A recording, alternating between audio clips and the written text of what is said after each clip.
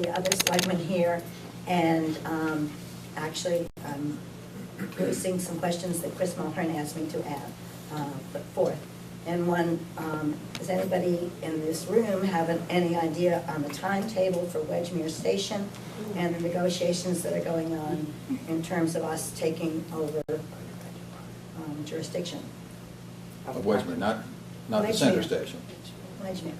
I can talk to that. There are really two, I'll use the pun, there are two parallel tracks here that we're on.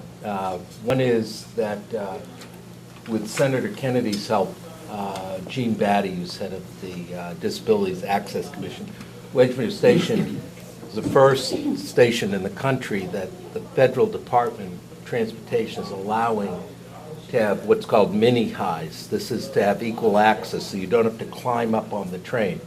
The Federal Transportation's position has been, you can't put those in, you have to raise the entire platform or you do nothing at all. So that was a waiver we got, and this is without any town money. So that's a good thing. Bad thing is you can't get up to the platform. So we've gone back to the T, and the T's was very excited about this because there are stations, Auburndale, all these different stations that don't comply, and they'd like to get them to comply. So the T, in their wisdom, went and designed these new ramps to replace the ramps, some grades, we all know them, that are there. And they got to 100% design completion and discovered that the ramps were on DCR land, not Town of Winchester MBTA property. So they quickly scrambling because the mini highs are being paid for with stimulus ARA money, and it has to be expended by this fall. And so they've come back to the town, and we own up and I'll get to the second part in terms of the parking. We own 17 spaces in that lot.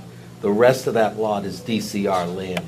But the town owns the land along Bacon Street. So the T has quickly redesigned their ramps to put ramps on either side next to Bacon Street on Town of Winchester land. We've entered into a temporary agreement with them, but this has to be brought to town meeting this spring. So there'll be a special town meeting within the town meeting scheduled for, I think, May 5th to do a 99-year lease to the T for these new ramps. And that will allow people to get up and build the mini highs. That's one item at Wedgmere. The other is the parking. And we've scheduled a meeting with DCR. This ties back to the parking study. And we agree with the chamber. There are a bunch of moving pieces here. We want to have smart growth. We want people to use the T. We want them to drive less, but we don't want them to all bring their cars to Winchester Center, and then that has a negative impact on turnover. So how do we square this circle? One of it is to make Wedgmere more accessible to Winchester commuters. Right now, we're the low-cost producer. Instead of parking at Anderson or Wellington and paying, you can get off at Roosevelt Circle, drop your car in Wedgmere, ride into town, do the reverse commute at the end of the day. That's of no benefit to Winchester, and that lot is filled first thing in the morning.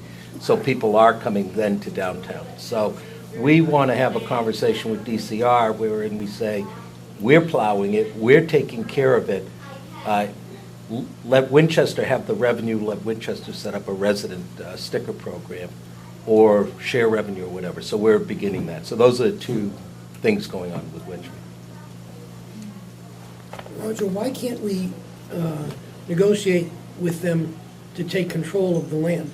Not just provide the services, but why can't we take it away from them in some fashion? Well, it would have to be an act of the legislature to do that. And the state is relatively reticent to give up, quote, parkland, notwithstanding the fact it's a parking lot.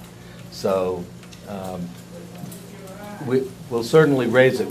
When the stations were built, the town of Winchester accepted the responsibility to maintain. And so it's their land, but we're responsible for everything else.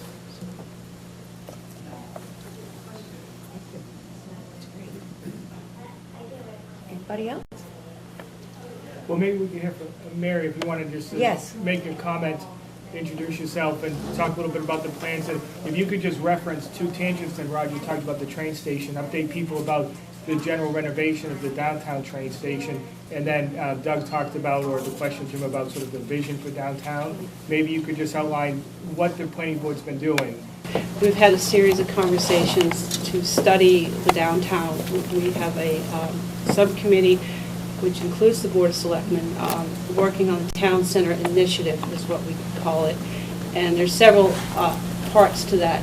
There's the actual physical business part of the downtown, which would bring more housing and more retail to the town center to activate and enliven the town center for people to, spend money. A study was put forth by Behringer that identified, I think, Roger, correct me if I'm wrong, but I think it was $2.6 million were going out of the town every year to other communities being spent and not being spent in Winchester. These are people living in town who are taking their dollars to Lexington and Arlington because the opportunities aren't here in town. So the question with the planning board and the Board of Selectmen is, how do we change that?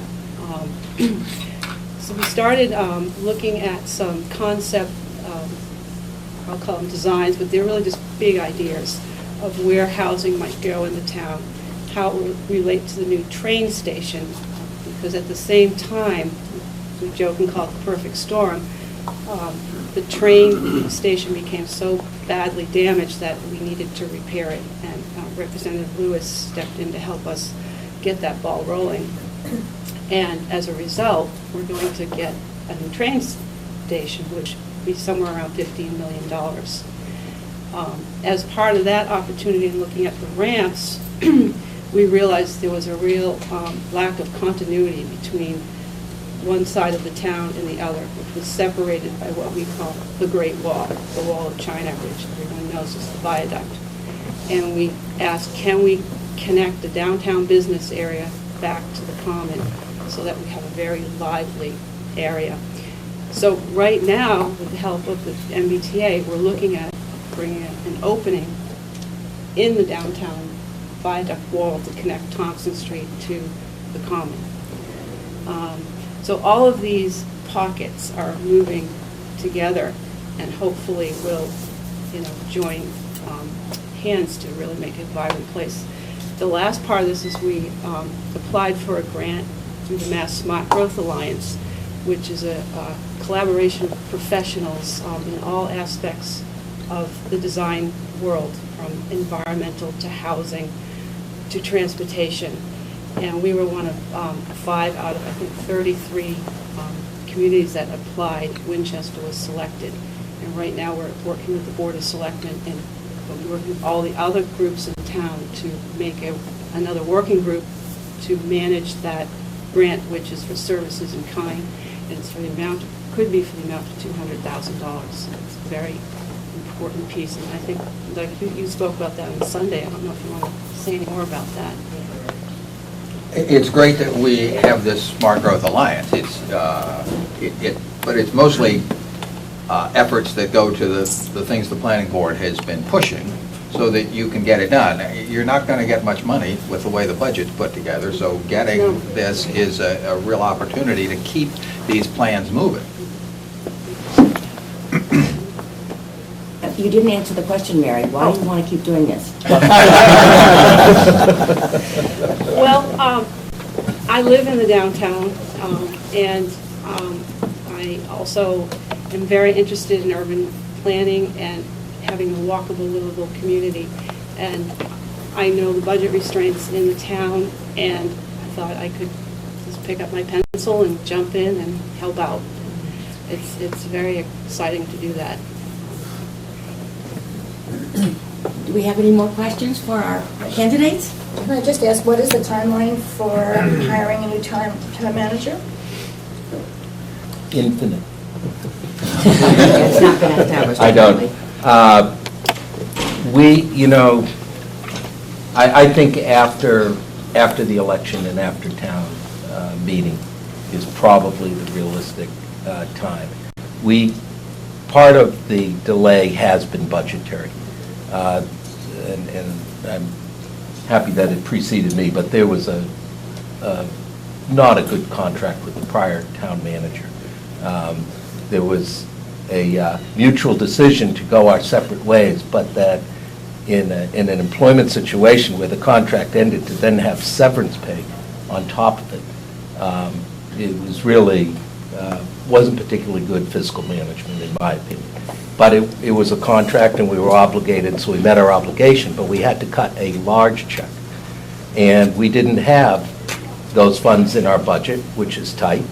And so Mark and Mary Ellen, quite honestly, have helped us bridge financially. That is part of the argument. When we looked at hiring professional assistants to do a search, we were looking at $50,000 and $60,000 fees for professional assistants on top of a severance payment. And so the dollars really guided some of the early thinking. I agree with Mr. Marmon. First of all, I've been pleased with the way the team has performed, and there have been issues that have been knocked down and resolved that were lingering. I have a difference of opinion on the labor with Mr. Marmon, but you know, that he'll be at the table, or somebody else be at the table, and that'll be joined again. But we've had 2 recent dismissals for performance within the town, and that was from the town manager's office. So I've been pleased with tackling things, but you do need, I think Mr. Marmon's right, you do need somebody who has the title, has the authority. That's the person at the apex of the organization chart.